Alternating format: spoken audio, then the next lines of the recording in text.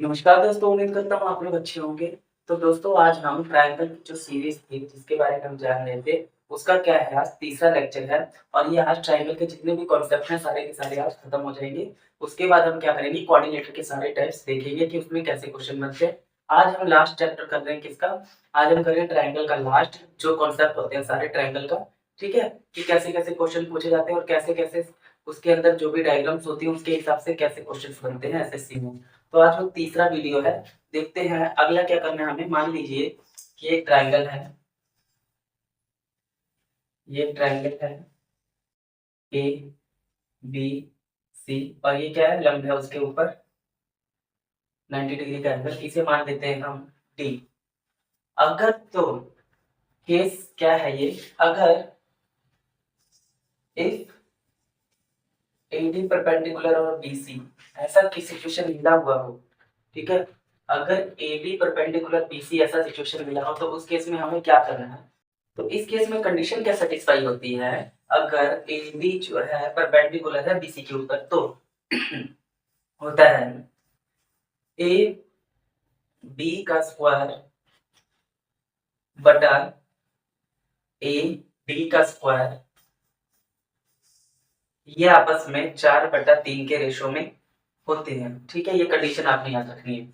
यदि AD perpendicular है BC के ऊपर तो एबी का स्क्वायर बटा एडी का स्क्वायर दोनों 4/3 अनुपात में होंगे। या हम ये भी कह सकते हैं कि अगर मैं 3 उधर ले जाऊं तो लिख सकता हूं 3 ए बी स्क्वायर बराबर 4 ए डी स्क्वायर। इसका मतलब 3 टाइम्स ए बी स्क्वायर किसके बराबर होगा? 4 टाइम्स ए डी स्क्वायर के बराबर होगा, ठीक है? ये कंडीशन भी हम लिख सकते हैं, ये कंडीशन हम लोग लिख सकते हैं, ठीक है? अगर परपेंडिकुलर होगा तो आप ध्यान रखना, आपसे क्या किया जाएगा, ए बी की वैल्यू दी होगी, आपको ए डी की वैल्यू फाइंड करने के लिए बोल देगा, तो आपने ये कंडीशन सीधा वहां पे अप्लाई कर देना है। आई होप आप लोगों को समझ आया। अब हम बढ़ते हैं अगले। मान लीजिए कि ये ए बी सी एक ट्रायंगल है और इसका एक परपेंडिकुलर मान लेता हूँ, यहाँ मैं इसे एक्स मान लेता हूँ और यहाँ डी ई एफ एक ट्रायंगल है और इसका मैं मान लेता हूँ पी मान लेता हूँ, ठीक है? या कुछ और मान लेते हैं, हम एन मान लेते हैं। अब ये दोनों क्या है? दोनों सिमिलर है, दोनों सिमिलर है। Triangle A B C is similar to triangle D E. तो उस केस में क्या कंडीशन होगा सेटिस्फाई, देख लेते हैं। उस केस में हमारे कंडीशन कौन कौन से सेटिस्फाई होंगे? उस केस में पहला तो ये कि जो एरिया ऑफ ट्रायंगल होगा, area of triangle A B C बटा area of triangle D E F, वो किसके बराबर होंगे? वो होंगे ए बी के स्क्वायर और डी एफ के। ये क्या आएगा? ए बी, यहां से आपने ए बी लेना है, यहां से क्या लेना है? डी एफ, डी एफ लेना है और उन दोनों का क्या कर देना है? स्क्वायर। मतलब क्या कह रहा है कि जो अगर दोनों के एरिया को कंपेयर करके हमें कोई वैल्यू निकालनी हो तो हम ऐसे निकाल सकते हैं, ठीक है? और भी क्या, सिर्फ यही साइड से नहीं, इस साइड ये वाली, तो इससे आप कंपेयर करेंगे लेकिन स्क्वायर करेंगे आप यहाँ पे। और ये किसके बराबर और किसके बराबर हो सकता है? आप लिखेंगे ए सी अपॉन डी एफ, इधर से डी एफ और इसका भी स्क्वायर, ये भी बराबर किसके होगा? और तीसरी जो साइड रह गई उसको भी आप इक्वल कर दीजिए, क्योंकि हमने ये पढ़ा हुआ है किसमें, सिमिलरिटी वाले रूल में, कि सिमिलर जो होते हैं ऐसे बराबर होते हैं। तो ये अगर आपको एरिया के साथ ये कंपेयर करना हो तो आप इसे ऐसे कंपेयर कर सकते हैं, area of triangle ABC upon area of triangle DEF. अगर दोनों सिमिलर हैं तो बराबर किसके होगा? A B upon D F के स्क्वायर के बराबर, या A C upon D F के स्क्वायर के बराबर। ए बी अपॉन, यहाँ डी आएगा, ठीक है? यहाँ डी कर लीजिएगा, ए बी अपॉन डी, फिर A C upon D F, फिर B C upon E F, बस वहां स्क्वायर कीजिएगा। और ये और किसके बराबर हो सकता है? और आप परपेंडिकुलर के बराबर भी करेंगे, जैसे डी एक्स, ये है ना ए एक्स, ये परपेंडिकुलर इसका है, बटा ये परपेंडिकुलर इसका है। आप इससे भी कंपेयर कर सकते हैं, इसको ऐसे भी लिख सकते हैं। और क्या कंपेयर, अब मान लीजिए आपसे पैरामीटर पूछ ले तो पैरामीटर को कंपेयर, तो आप पैरामीटर से भी कंपेयर कर लेते हैं। मान लेते हैं इसका पैरामीटर कितना है, इसका पैरामीटर P1 है, इसका पैरामीटर क्या है P2। ये होता है पैरामीटर, पैरामीटर या जिसे आप परिमाप बोलते हो, परिमाप, यह है परिमाप।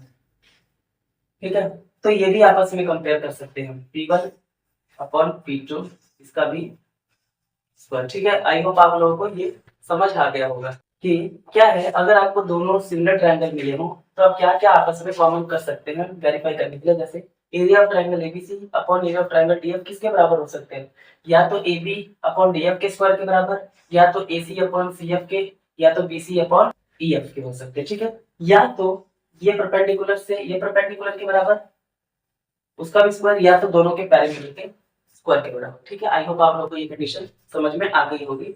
इसके साथ ही जब सवाल हम करेंगे तो आपको ज्यादा इजी समझ आ जाएगा। ठीक, तो आइए हम अगले अगले कॉन्सेप्ट पे नजर डालते हैं। क्या है, मान लीजिए कि ये क्या है, एक ट्राइंगल है, लेकिन कौन सा, ये राइट एंगल ट्राइंगल है।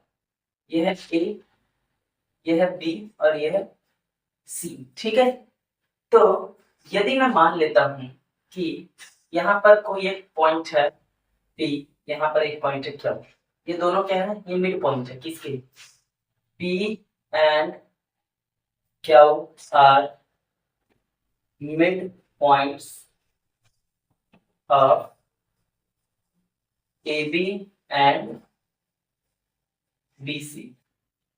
अगर ये दोनों मिड पॉइंट हैं, पहले मैं क्या करता हूँ, इन दोनों को मिला देता हूँ। यहाँ पे 90 डिग्री का है, अगर ये मिड पॉइंट है तो मैं इसको क्या करता हूँ, आपस में मिला देता हूँ।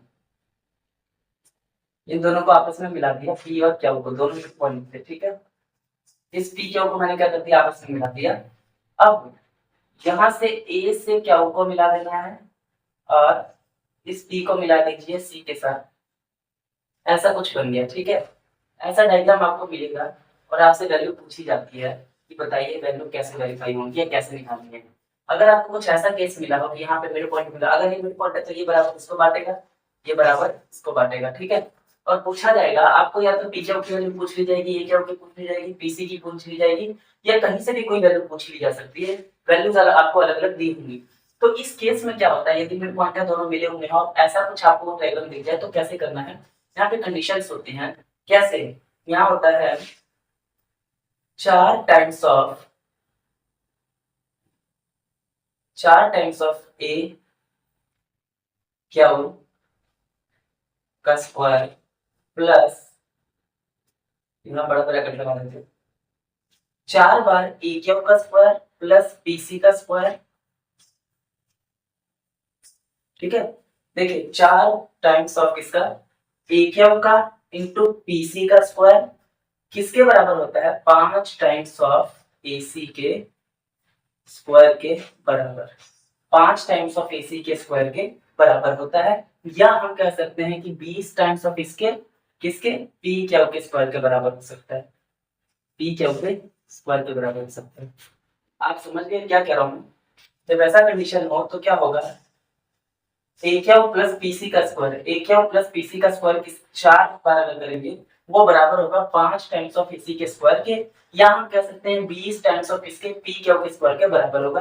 यही ये कंडीशन कह रहा है। आपसे क्या होगा, कोई भी वैल्यू मान लीजिए पूछ लेते हैं पी क्यू की और आपको एसी की वैल्यू दी होगी तो आप डायरेक्टली यहाँ पे वैल्यू पुट करके आंसर निकाल सकते हैं। आप तीनों में से कोई भी रिलेशन यूज करके यहाँ पे कोई भी आंसर अपना निकाल सकते हैं इजीली। ठीक है, आई होप आप लोगों को समझ आया हो कि यहाँ पे अगर मिड पॉइंट मिले हो पी और क्यू के और आपको कुछ ऐसी डायग्राम बनी हो तो आपसे अगर कोई भी क्वेश्चन पूछी जाए तो इसका मतलब आप ये वाला फॉर्मूला वहां पे यूज करेंगे।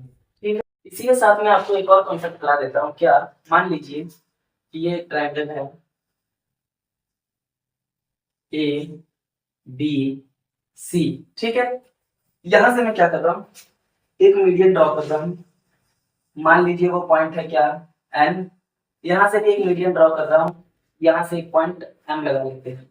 मीडियन क्या करेगा, दो बराबर भागों में बांटेगा, इसका मतलब ये बराबर इसके होगा और सिमिलरली अगर मैं बोलूं तो ये वाला भाग बराबर इसके होगा। ठीक है, मीडियन ड्रॉ किया है मैंने।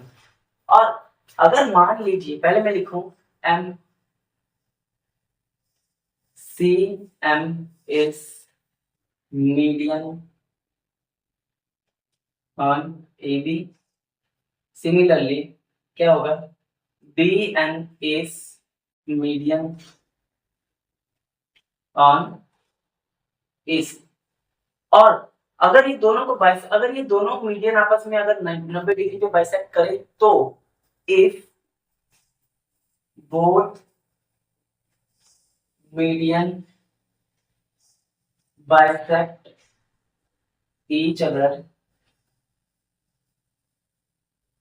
एट 90 डिग्री, देन तो कौन सी कंडीशन यूज होती है, इसका मीडियन और इसका मीडियन यदि आपस में दोनों 90 डिग्री पर बाइसेक्ट कर रहे हैं तो इस समय क्या कंडीशन बनती है वो देखने जा रहे हैं हम। तो उस केस में आप कहोगे ए बी का स्क्वायर इस ए बी का स्क्वायर प्लस इस ए सी का स्क्वायर प्लस ए सी का स्क्वायर इस ए बी का स्क्वायर प्लस इस ए सी का स्क्वायर किसके बराबर होगा, 5 गुना किसके, बी सी के स्क्वायर के बराबर, बीसी के स्क्वायर के बराबर। आई होप आप लोगों को समझ आया होगा क्या मैं कह रहा हूँ। यदि दो मीडियन आपस में एक दूसरे को 90 डिग्री पर कट कर रहे हैं और उस केस में आपको क्या याद रखना है कि तो उस केस में क्या होगा, ए बी का स्क्वायर प्लस बीसी का स्क्वायर किसके बराबर हो जाएगा, 5 टाइम ऑफ बीसी के स्क्वायर के बराबर। ए बी का स्क्वायर प्लस ए सी का स्क्वायर बराबर 5 टाइम ऑफ बीसी के स्क्वायर के बराबर हो जाएगा, यदि आपको कंडीशन ऐसी मिली हो तो। आई होप आप लोगों को ये समझ आया होगा मैं क्या कहना चाह रहा हूँ। ठीक है, तो आइए अगले एक और इम्पोर्टेंट कॉन्सेप्ट की बात करते हैं। मान लीजिए ये क्या है, एक राइट एंगल ट्राइंगल है, ए बी और सी, यहाँ ये राइट एंगल ट्राइंगल है। ठीक है, यदि ए बी सी एक राइट एंगल ट्राइंगल है और बी से मैं परपेंडिकुलर ड्रॉ कर रहा हूँ कहाँ पे, ए सी के ऊपर, और वो भी क्या आपस में परपेंडिकुलर बना रहा है कौन, ए सी के ऊपर बी जो है वो क्या है, बी यहाँ पे मैं मान लेता हूँ डी, बी डी क्या है परपेंडिकुलर में लिख देता हूँ। ए बी सी जो है ट्राइंगल वो क्या है 90 डिग्री का, या राइट एंगल ट्राइंगल लिख देता हूँ, राइट एंगल ट्राइंगल है, एबीसी राइट एंगल ट्राइंगल है, और बीडी परपेंडिकुलर किसके ऊपर है, एसी के ऊपर, एसी के ऊपर जो बीडी है वो एसी के ऊपर परपेंडिकुलर है। तो उस केस में यदि आपको बीडी की वैल्यू निकालनी पड़ जाए तो आप कैसे निकालेंगे, तो मैं आपको बताने जा रहा हूँ कि अगर ऐसा सिनेरियो आपको वहां पे मिल जाए और आपको बोले कि बीडी की वैल्यू निकालनी है तो आप कैसे निकालोगे, आप लिखोगे बीडी किसके बराबर होगा, BD is equals to A B को आप मल्टीप्लाई करेंगे नीचे बीसी से, और आप किससे डिवाइड कर देंगे, आप कर देंगे डिवाइड एसी से। मैं रिपीट कर देता हूँ कि यदि आपको राइट एंगल ट्रायंगल मिला हो और यहाँ से ये 90 डिग्री कहाँ पे दूसरे ऑपोजिट डायरेक्शन में जा रहा हो, मतलब एसी के ऊपर 90 डिग्री बना रहा हो लंब हो, तो आप क्या लिखोगे, मतलब बीडी परपेंडिकुलर किसके ऊपर लंब बना रही है, एसी के ऊपर लंब बना रही है, मतलब राइट एंगल बना रही है। तो उस केस में यदि आपको बीडी की वैल्यू फाइंड करनी हो तो कैसे निकालेंगे, BD is equal to AB into AP into BC upon AC. ठीक है, ये फॉर्मूला आप कोई भी वैल्यू निकाल सकते हैं, एसी की भी निकाल सकते हैं, आपको बीडी की मिली होगी इस केस में, आप बीसी की भी निकाल सकते हैं, कोई भी वैल्यू निकाल सकते हैं बड़ी इजी तरीके से। आई होप आप लोगों को ये कॉन्सेप्ट पता लगा होगा। हम अपने अगले कॉन्सेप्ट की तरफ बढ़ते हैं। तो आइए डिस्कस करते हैं एक और इम्पोर्टेंट फॉर्मूला जो इसके साथ होता है। ट्रायंगल में क्या होता है, मान लीजिए कि इसको ब्लैक पेन से करते हैं, मान लीजिए क्या है कि एक ट्रायंगल ये है ए बी सी और यहाँ पर एक क्या है परपेंडिकुलर। तो दूसरा मान लेते हैं डी ई एफ, यहाँ पे क्या है परपेंडिकुलर है, इसको मैं मान लेता हूँ डी एन, इसको मान लेता हूँ के, कुछ भी मान लीजिए। ठीक है, अच्छा अब मैं क्या कह रहा हूँ यहाँ पे कंडीशन लिख देता हूँ। कंडीशन क्या क्या चीज है कि जो ट्रायंगल ए बी सी है वो क्या है, कॉन्ग्रुएंट है किसके, triangle B E F A. अगर ये कॉन्ग्रुएंट हो जाए दोनों आपस में तो कैसे डील करना है ये भी देख लेते हैं। अगर ये दोनों ट्रायंगल आपस में कॉन्ग्रुएंट हो जाते हैं तो कौन कौन सी कंडीशन वेरीफाई हो जाती है, उस केस में लिखेंगे A B upon D E किसके बराबर होगा, A B upon D E बराबर होगा A C upon B F, और किसके बराबर होगा B C upon E F के, B C upon D F के, और किसके बराबर होगा, एल्टीट्यूड तो भूल गए। ठीक है, एल्टीट्यूड भी लिखते हैं साथ में, ए एन अपॉन बी के ए एन अपॉन डी के और साथ में क्या है, अगर मैं मान लूं इसका परिमाप क्या है P1 मतलब पेरीमीटर P1 है, सेम जैसे हमने किसमें किया था सिमिलैरिटी वाले में, बस सिमिलैरिटी वाले में स्क्वायर था, यहाँ पे स्क्वायर नहीं आता है, ठीक है, कांग्रेट वाले में। इसको मानते हैं P2 पेरीमीटर या परिमाप जिसको हम बोलते हैं, ठीक है। तो ये आपस में परिमाप के भी रेशो के बराबर होंगे P1 अपॉन P2, ठीक है। आपको कुछ भी मिला हो आप इसे भी कंपेयर कर सकते हैं। अगर आपको परिमाप मिला है, आपको एन और डी की वैल्यू निकालनी है, तो आप डायरेक्ट ये रिलेशन यूज कर सकते हैं। आपको ए बी डी की वैल्यू मिली है, आपको एन डी की वैल्यू निकालनी है, आप डायरेक्ट ये रेशो निकाल सकते हैं। मतलब ये रेशो से आपका काम हो जाएगा। आपको 3 वैल्यूज मिली होगी, एक वैल्यू आपको निकालनी होगी, आप इजीली इसे निकाल लेंगे। लेकिन कंडीशन देखना है आपको कि उस समय उसको कांग्रेट होना बहुत ज्यादा जरूरी है, जिसे आप सर्वांशम हिंदी में बोलते हैं, तभी जाके ये कंडीशन को आप अप्लाई कर पाओगे वहां पे। आई होप आप लोग को समझ आया। मैं रिपीट कर देता हूँ, यदि दो triangle A B C D या क्या है कांग्रेट है आपस में, तो हम कंडीशन अप्लाई करेंगे, A B upon D F का रेशियो बनेगा, A C upon D F का रेशियो बनेगा, ए बी अपॉन डी का रेशियो बनेगा, A C upon D F का रेशियो बनेगा, B C upon E F का रेशियो बनेगा। उसी प्रकार इसके एल्टीट्यूड का रेशियो भी बनेगा, मतलब ए एन अपॉन डी के का रेशियो बनेगा, और उनके परिमाप का रेशियो भी सिमिलर बनेगा P1 अपॉन P2 पर। आई होप आप लोगों को ये बात समझ आ गई होगी।